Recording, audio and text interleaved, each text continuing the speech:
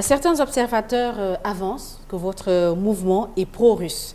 Vous êtes d'ailleurs proche de deux autres panafricanistes anti-France. Il s'agit de Nathalie Yamb et de Kémi Séba, qui, je le rappelle, dans un rapport intitulé « Campagne de désinformation en Afrique du département d'État américain », publié en fin 2022, on pouvait lire, je cite, « Madame Yamb et Monsieur Séba sont les maillons essentiels de la propagande de Evgueni Prigojine en Afrique. » Evgueni Prigojine est le fondateur du groupe Wagner, société militaire russe. Alors, que répondez-vous face à de telles supputations?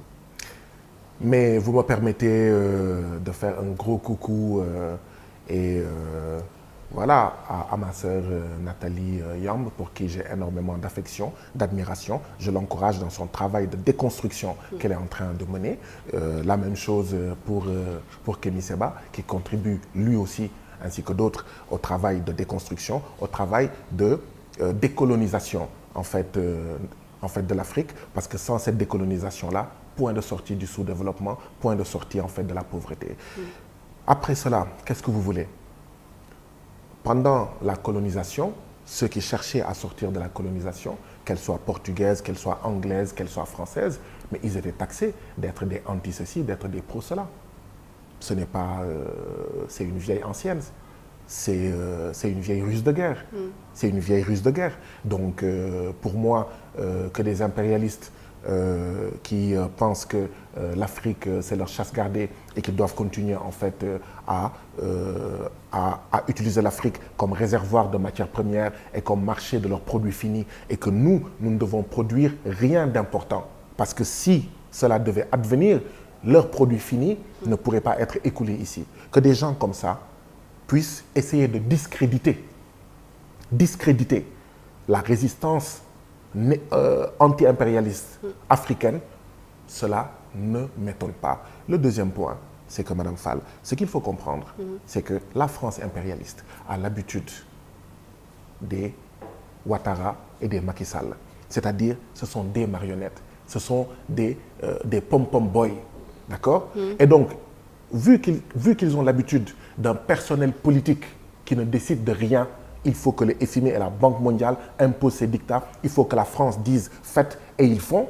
Eh bien, ils pensent que tous les Africains sont comme Macky Sall. Et quand l'impérialisme que vous combattez n'indexe que la France, est-ce qu'il n'y a pas une sorte de deux poids, deux mesures? On a vu récemment, il y a les Chinois qui arrivent, hein, ils sont déjà là. Il y a China Mall qui est là, qui a fait beaucoup de bruit. Vous nous avez entendu dire que nous étions contre les accords de partenariat économique. Ce n'était pas la France. Vous nous entendez régulièrement dire que nous sommes opposés aux politiques, aux dictats du FMI et de la Banque mondiale. D'ailleurs, c'est l'occasion de dire que le gouvernement a triomphalement annoncé un accord avec le FMI et de la Banque mondiale. Et en réalité, c'est un nouveau plan d'ajustement structurel.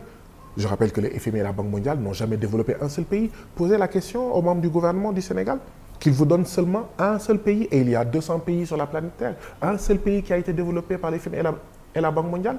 Le FMI et la Banque mondiale, ce n'est pas la France. La France est un des membres.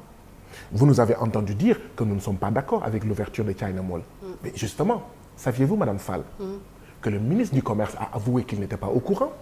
Donc ça veut dire que notre posture est une bonne posture. Mieux, savez-vous que le ministre du Commerce a découvert que China Mall n'avait pas de papier pour ouvrir et qu'une amende de 10 millions a été infligée à China Mall et que China Mall devait fermer pour se régulariser afin de réouvrir. China Mall n'a jamais fermé. Savez-vous que c'est parce que nous avons fait une conférence de presse pour dire que nous ne sommes pas d'accord avec China Mall. Parce que la distance entre China Mall et Auchan Mermoz et Auchan près de Batra, c'est moins de 800 mètres. Alors que la loi, le décret et l'arrêté qui encadrent les magasins de grande distribution au Sénégal dit qu'entre deux magasins de grande surface, il doit y avoir minimum 800 mètres. Et entre un magasin de grande surface et nos marchés traditionnels, il doit y avoir 1000 mètres. Vous me permettez d'ailleurs, puisqu'on parle de grande surface. Auchan, Ziguinchor. Où que puisse s'installer Auchan au Sénégal, je ne suis pas d'accord avec Auchan. Où que puisse s'installer Carrefour, China Mall, Turkey Mall, etc., je ne suis pas d'accord. Parce que comme je le dis, le patriotisme, c'est soutenir l'équipe des lions du football, mais c'est soutenir également notre équipe nationale économique. Maintenant, oui, les amener à s'améliorer, les amener à répondre aux préoccupations des populations, mais pas les sacrifier, les cannibaliser, les assassiner, dérouler le tapis rouge aux patrons étrangers. Et concernant Auchan Ziguinchor? Oui, j'ai une position de principe. Je ne suis pas d'accord avec Auchan ou qu'il puisse s'installer à travers le Sénégal. Deuxièmement, nous avons interpellé le ministre du Commerce. Nous lui avons dit, savez-vous que Auchan Ziguinchor, entre Auchan Ziguinchor et 2 marchés traditionnels à Ziguinchor, il y a moins de 1000 mètres et que c'est illégal. Nous attendons sa réponse. Mais ce que les Sénégalais doivent comprendre, c'est que quand il s'est agi de combattre les magasins de grande surface, nous l'avons fait. Et nous avons eu une bataille. Une bataille de gagner, une victoire, même si elle était petite. Avant notre combat Auchan Dégage, il n'y avait pas de texte encadrant la présence des magasins de grande surface. C'est parce que nous avons dit Auchan Dégage qu'un décret a été pris, qu'un arrêté a été pris et qui stipulait qu'il devait y avoir 1000 mètres entre magasins de grande surface et nos marchés, 800 mètres entre 2 magasins de grande surface. Aujourd'hui, qu'est-ce qu'on peut faire? 2 choses. La première, c'est veiller à ce que ces lois-là, ces distances-là, ces arrêtés-là soient respectés.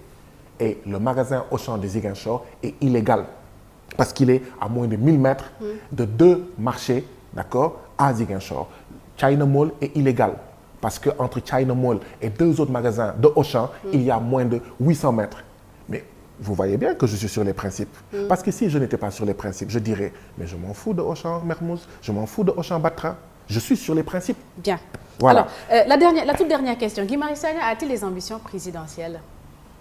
Je n'ai qu'une seule ambition, servir mon peuple, servir le peuple sénégalais jusqu'au bout et contribuer énergiquement à la réalisation de la décolonisation du Sénégal, de la décolonisation de l'Afrique. Est-ce que cela peut vous amener au palais? Est-ce que vous rêvez un jour d'être au palais et de régler ces questions-là? Je n'ai jamais rêvé de cela. Ce n'est pas mon rêve. Mon rêve, comme je l'ai toujours répété, était celui d'ouvrir les yeux de nos enfants dans un autre Sénégal, dans une autre Afrique, une Afrique unie.